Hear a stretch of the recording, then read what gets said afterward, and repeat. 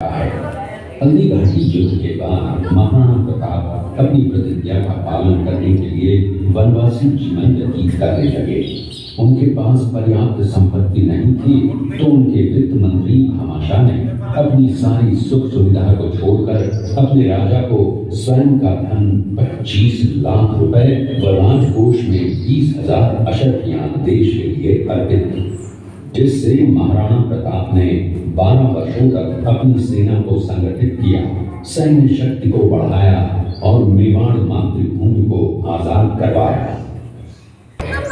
इस किले का प्राचीन नाम मच्छिंद्रगढ़ है।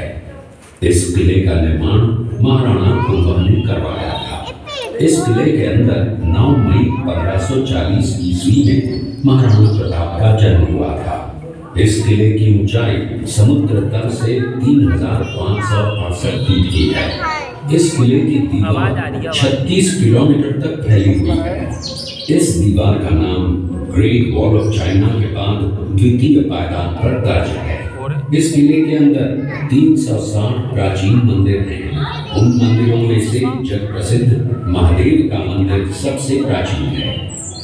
कुंभलगढ़ जिला यहाँ से 65 किलोमीटर की दूरी पर है। कृपया अब आप सब राजधानी चित्तौड़गढ़ का है। इसी किले के अंदर महाराणा प्रताप का बचपन बीता था। इस किले की तलहटियों में महाराणा प्रताप ने अपने गुरु से शिक्षा प्राप्त की थी। ये किला 12 वर्ग किलोमीटर में फैला हुआ है। इस किले पर जब भी विदेशी आक्रांताओं ने आक्रमण किया और उस आक्रमण में कोई भी राजा व सैनिक वीर गति को प्राप्त कर लेते, तो उनकी पत्नियां वीरांगनाएं अपने सतीत्व की रक्षा करने के लिए जलती हुई अग्नि में कूद प्राणों को त्याग देती थी, जिसे हम जौहर कहते हैं। चित्तौड़गढ़ में 3 मुख्य बड़े जौहर हुए थे। प्रथम जौहर 1303 ईस्वी में रानी पद्मिनी ने 16,000 स्त्रियों वीरांगनाओं के साथ जौहर किया था, सिर्फ अल्लाउद्दीन खिलजी के कारण। दूसरा जौहर 1533 ईस्वी में गुजरात के शासक बहादुर शाह के आक्रमण के कारण रानी कर्मावती ने वीरांगनाओं के साथ किया। और तीसरा जौहर 1568 ईस्वी में जब अकबर ने चित्तौड़गढ़ पर आक्रमण किया, उसी समय रानी खूंटकुंवरी ने 7,000 वीरांगनाओं के साथ जौहर किया। फिर भी अकबर का मन नहीं भरा और अंत में हजारों आम लोगों का कत्लेआम करवाकर उन्हें मौत के घाट उतारा गया। इस किले में देखने योग्य विजय स्तंभ है, कीर्ति स्तंभ, मीरा मंदिर, जैन मंदिर, कालिका माता मंदिर, भामाशाह हवेली, कुंभाश्याम मंदिर, फतेह प्रकाश महल हैं। ये किला यहाँ से 140 किलोमीटर दूरी पर है। ये देखते हुए सभी अतिथि आगे की तरफ चले। मुगल सेना में भगदड़ मच गई। मुगल सेना को अपने छावनियों को छोड़कर भागना पड़ा। छावनियों के अंदर से लूटा हुआ माल व अब्दुल रहीम खान खाना, जिसकी बेगम आनी खान को बंदी बनाकर महाराणा प्रताप के सामने पेश किया गया। तब अमर सिंह पर महाराणा प्रताप क्रोधित हुए और कहा, जहां से इस नारी को बंदी बनाकर लाए हो, इसे पुनः ससम्मान लौटा कर आओ। महाराणा प्रताप ने कहा, हमें नारी से कोई दुश्मनी नहीं है, हमें तो देश विद्रोहियों से दुश्मनी है, जिन्होंने चारों तरफ आतंक फैलाया है। महाराणा प्रताप के आदेश का पालन करते हुए कुंवर अमर सिंह ने उस मुगल नारी को ससम्मान छावनी तक पहुंचाया। इस प्रकार महाराणा प्रताप ने अपने क्षत्रिय राजपूत धर्म का पालन किया और पराई स्त्रियों को मां, बेटी और बहन का दर्जा दिया।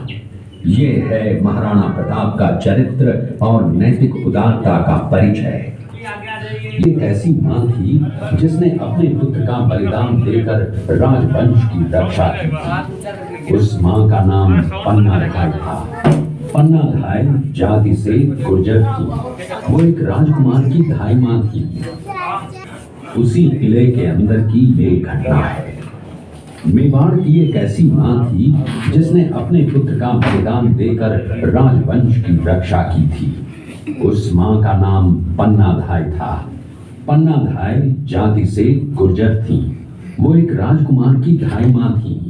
दूसरी तरफ हाथ में तलवार लिए खड़ा ये बनवीर सिंह एक दासी पुत्र है।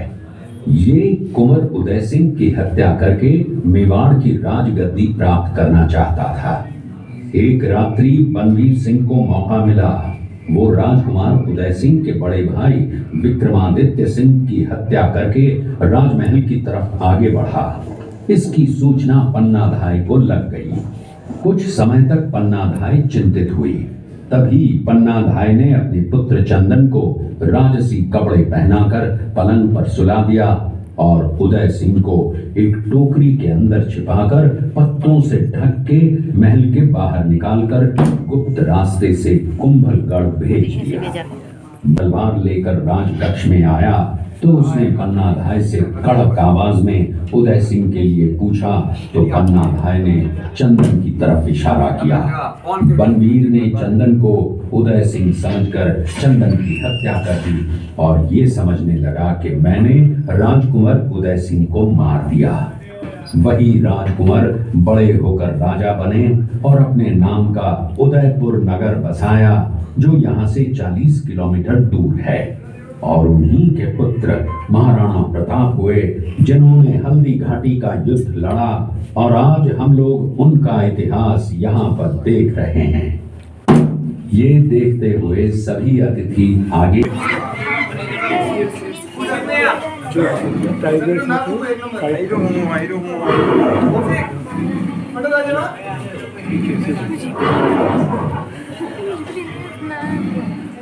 बेटा थोड़ा नीचे आ जाओ ना। ये घटना महाराणा प्रताप की वीरता को दर्शाती है। एक समय नरभक्षी बाघ का आतंक छाया हुआ था। महाराणा प्रताप ने उस बाघ का शिकार कर उस बाघ को मार डाला। ये घटना महाराणा प्रताप की वीरता की प्रतीक है। कृपया इस दृश्य में देखिए महाराणा प्रताप अपनी प्रतिज्ञा का पालन करते हुए।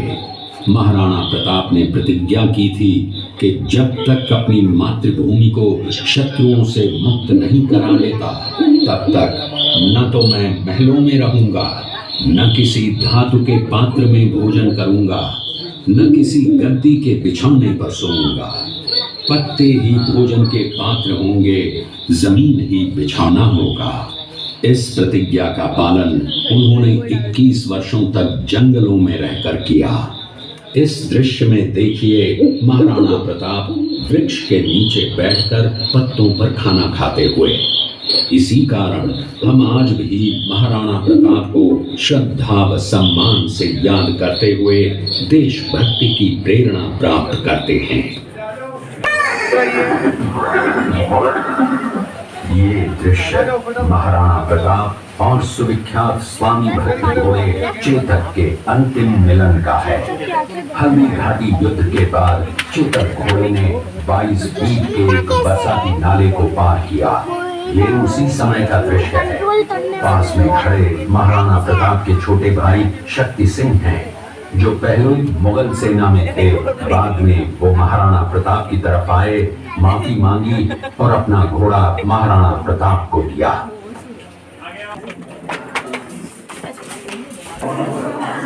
ये तो पूरे योद्धा है।